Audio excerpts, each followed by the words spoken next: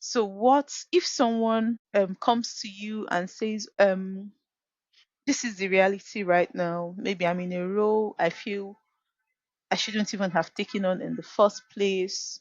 What's that one thing you tell them? So imagine this is 2025 or someone is in the same position as you are right there. So they may not even be working in an agency. It may even be that they are just the first marketing hire in a startup. But the only similarities is they feel overwhelmed and they feel like they don't know what they are doing. So what would you say to them if they're in a situation like that? Like that. Okay. I think what I'm say is, I mean, weigh the options, right? Mm, Because in the long run, your career is the most important thing.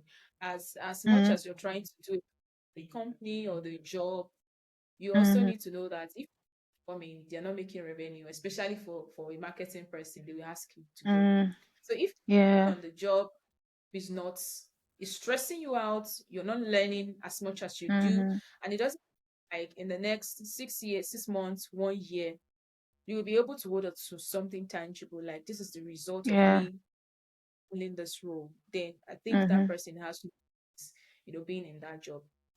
There's a friend that recently said something that everybody should aim to work with the best people in their field so that you can get Yeah. exposure on.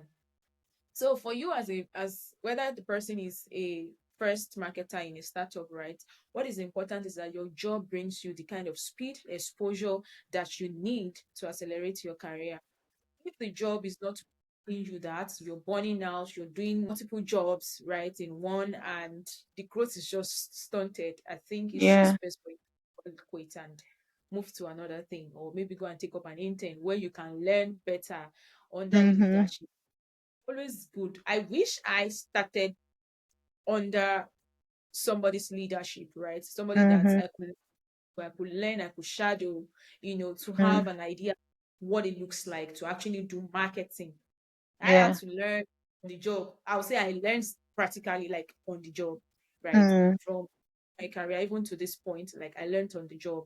And Yeah. thankfully, right, I also have like a CEO that has some, experience in some of these things that makes the work, at least, how do I say now? At least Yeah. good to do. I mean, to wake up every morning, know that there's somebody that can critique your work, that can say, okay, Mm-hmm. okay, that kind of thing. So if you don't have that kind of direction or that kind of guidance, and I think it is best to call it quits. Don't waste the years. Mm-hmm. I like that. Don't waste the years. Yeah.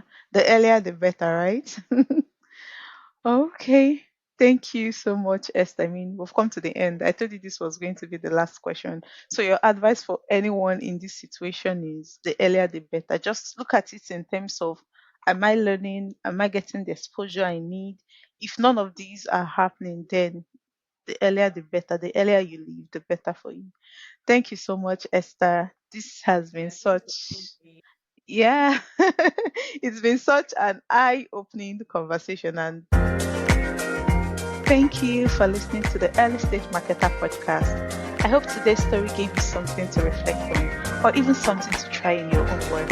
If you enjoyed it, please subscribe, leave a comment, and share it with someone who might find this helpful. See you next time.